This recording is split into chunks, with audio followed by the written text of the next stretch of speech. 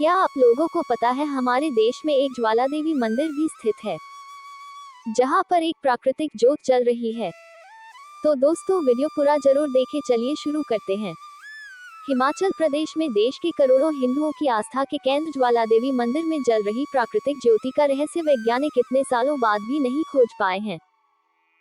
पिछले अनेक सालों से oil and natural gas corporation limited (ONGC) के वैज्ञानिकों ने क्षेत्र के भूगर्भ का कई किलोमीटर तक चपा छान मारा, पर कहीं भी गैस और तेल के अंश नहीं मिले। अब ONGC फिर से एक बार इस रहस्य को जानने के लिए कार्य शुरू कर रहा है। भूगर्भ से निकल रही 9 ज्वालाओं की होती है यहाँ पूजा। यह मंदिर माता के अन्य मंदिरों की तुलना में अनोखा है, क्योंकि यहाँ पर किसी मूर्ति की पूजा नहीं होती है, बल्कि पृथ्वी के गर्भ से निकल रही 9 ज्वालाओं की पूजा होती है। यहाँ पर पृथ्वी के गर्भ से 9 अलग अलग जगह से ज्वालाएं निकल रही हैं, जिसके ऊपर ही मंदिर बना दिया गया है। इन 9 ज्योतियों को महाकाली, अन्नपूर्णा, चंडी, हिंगलाज, विंध्यवासिनी, महालक्ष्मी, सरस्वती, अंबिका, अंजी देवी के नाम से जाना जाता है। इस मंदिर का प्राथमिक निर्माण राजा भूमिचंद के करवाया था। बाद में पंजाब के महाराजा रणजीत सिंह और राजा संसार चंद ने 1835 में इस मंदिर का पूर्ण निर्माण कराया। यहाँ गिरी थी देवी सती की जीभ। ज्वाला देवी मंदिर हिमाचल के कांगड़ा जिला में स्थित है। ज्वाला देवी मंदिर को ज्योता वाली का मंदिर भी कहा जाता है। इस मंदिर को खोजने का श्रेय पांडवों को जाता है। इसकी गिनती माता के प्रमुख शक्तिपीठों में होती है।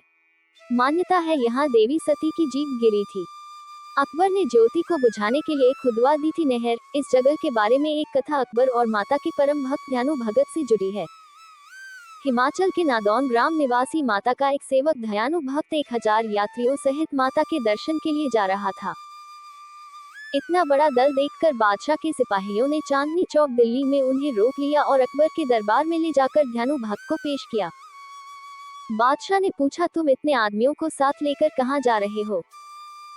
ध्यानु ने हाथ जोड़कर उत्तर दिया, मैं ज्वालामाई के दर्शन के लिए जा रहा हूँ। मेरे साथ जो लोग हैं वह भी माता जी के भक्त हैं और यात्रा पर जा रहे हैं।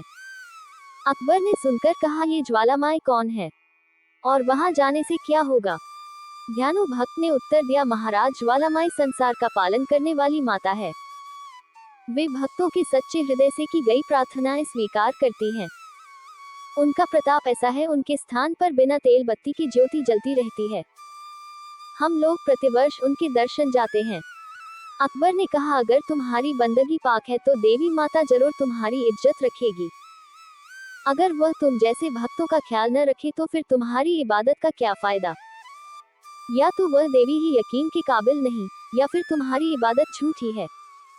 इम्तिहान के लिए हम तुम्हारे घोड़े की गर्दन अलग कर देते हैं। तुम अपनी देवी से कहकर उसे दोबारा जिंदा करवा लेना। इस प्रकार घोड़े की गर्दन काट दी गई।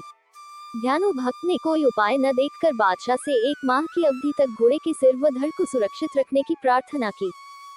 अकबर ने ध्यानु भक्त की बात मान ली और उसे यात्रा करने की अनुमति भी मिल गई।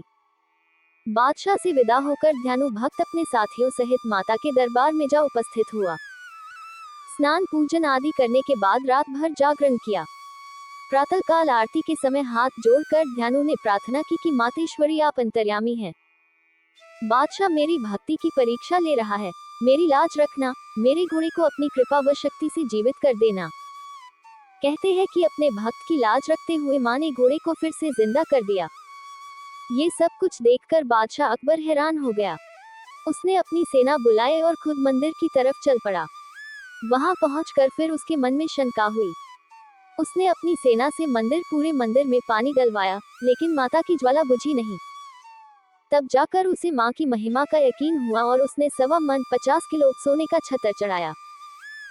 लेकिन माता ने वह छतर कबूल नहीं किया और वह छतर गिरकर किसी अन्य पदार्थ में परिवर्तित हो गया। आप आज भी वह अकबर का छतर ज्वाला देवी के मंदिर में देख सकते हैं। गोरख दिब्बी का चमत्कारिक स्थान। मंदिर का मुख्य द्वार काफी सुंदर है, भव्य है।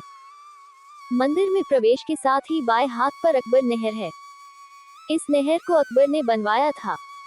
उसने मंदिर में प्रज्वलित ज्योतियों को बुझाने के लिए यह नहर बनवाया था। उसके आगे मंदिर का गर्भ द्वार है, जिसके अंदर माता ज्योति के रूप में विराजमान है। थोड़ा ऊपर की ओर जाने पर गोरखनाथ का मंदिर है, जिसे गोरख दिब्बी के नाम से जाना जाता है। कहते हैं कि यहाँ गुरु गोरखनाथ जी पधारे थे और कई चमत्कार दिखाए थे। यहाँ पर आज भी एक पानी का कुंड है जो देखने में खौलता हुआ लगता है, पर वास्तव में पानी ठंडा है। ज्वाला जी के पास ही में 4.5 मी की दूरी पर नगिनी माता का मंदिर है।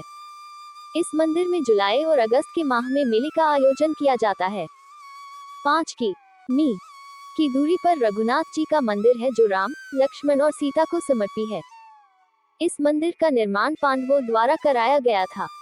ज्वालामुखी मंदिर की चोटी पर सोने की परत चढ़ी हुई है।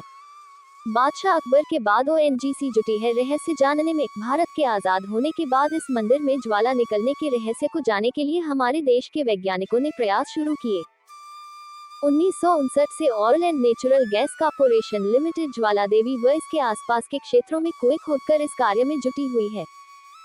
ज्वाला देवी के टेढ़ा मंदिर में 1959 में पहली बार कुआं खोदा गया था।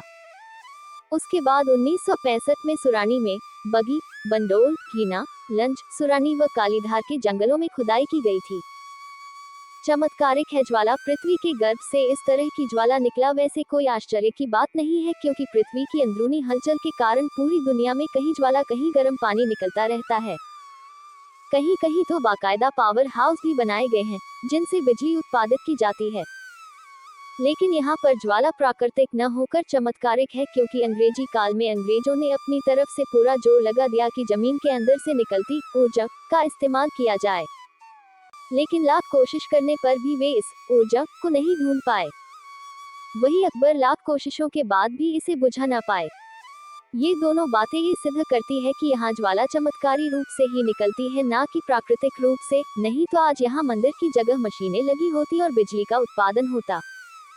जिम्मेवारी फ्रंटियर बेसिन देहरादून को। ओएनजीसी ने खुदाई के कार्य की जिम्मेवारी फ्रंटियर बेसिन देहरादून को सौंपी है।